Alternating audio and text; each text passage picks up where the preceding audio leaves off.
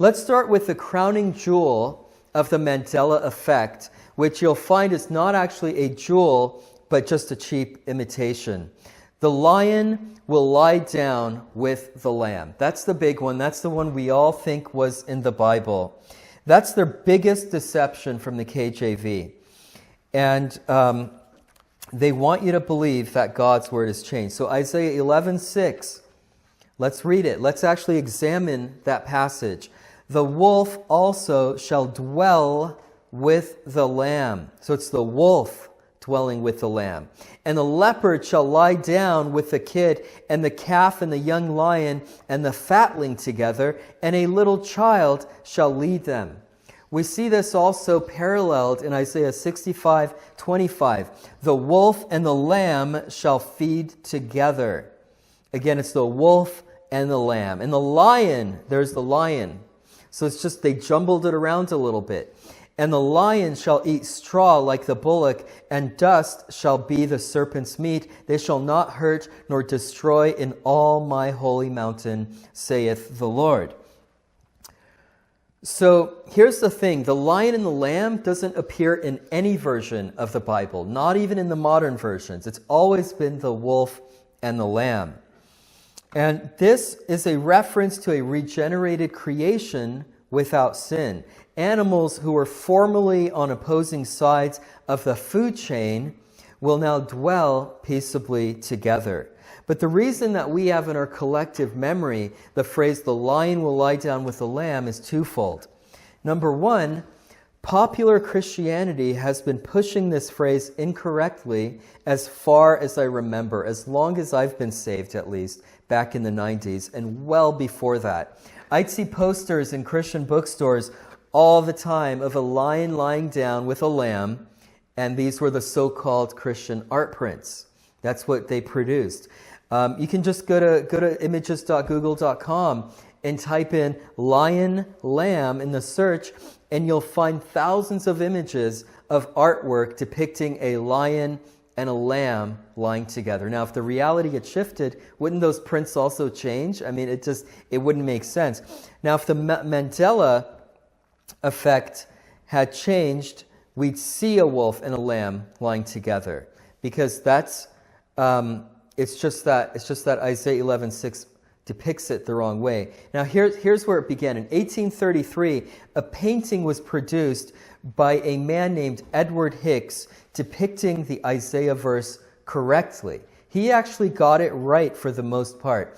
And you can look this up on Google. It's actually a pretty amazing painting by Edward Hicks. And he had a wolf dwelling with a lamb, and a leopard lying down with a kid, and a calf and a young lion together. That's how the verse pictures it. The wolf dwelling with the lamb. And so you can see this in 1833 when they were actually paying attention to the Bible and being accurate with the scriptures. They painted it correctly. Okay, and there's some other animals in there too. He did take some artistic license, but all in all, it represented Isaiah 11:6 as it really appears in the King James Bible. But in 1896, as we draw towards the 20th century, things get a little bit more relaxed. And a painting called Peace by William Strutt depicts the same scene in Isaiah 11:6. So Peace by William Strutt. The same exact scene, Isaiah 11:6, but this time the lion is next to the lamb in this painting. And so this begins the trend, and the wolf is now just behind the lamb, more in the background. And I wonder if Satan had planned this, through these artists or not, or if it was just a mistake. But you can see how it subtly begins to change.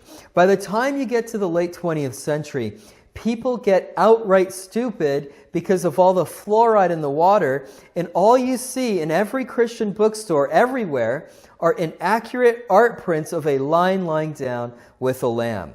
That becomes modernity. That becomes the modern times. Completely unscriptural. And now popular conception has totally shifted the verse in Isaiah from a wolf to a lion.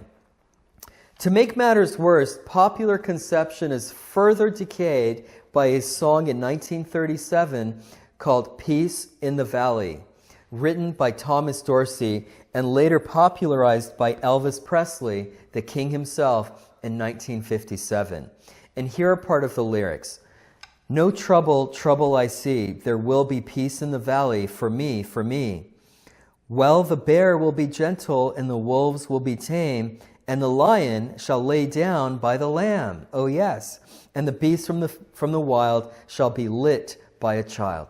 So even in popular songs sung by Elvis Presley, this misconception, unscriptural misconception, gets promulgated throughout society, and now we think of it the wrong way. Guess what else isn't in the Bible?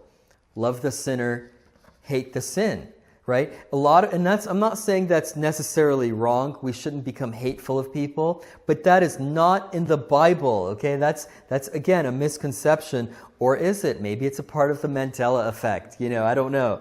But that's how ludicrous it really gets. So let me put the final nail in the coffin of the Lion and the Lamb misconception. The only way that Isaiah 11:6 makes sense is the way it is worded in the King James Bible. Within its context, it wouldn't make sense any other way.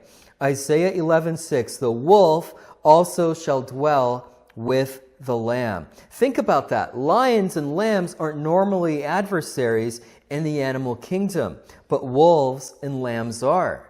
The wolf is the predator of the lamb. So within the context, that's the only way that verse would even make sense. So of course, it's always been that way. It's never changed. The King James Bible is sure.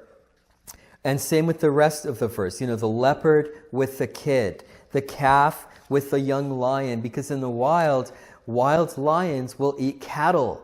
And remember that biblically, deer, antelope, these large cattle animals, it's not just cows, there's wild cattle, and that's what lions eat. So it would make sense for the lion to lie down or to eat with, the cattle.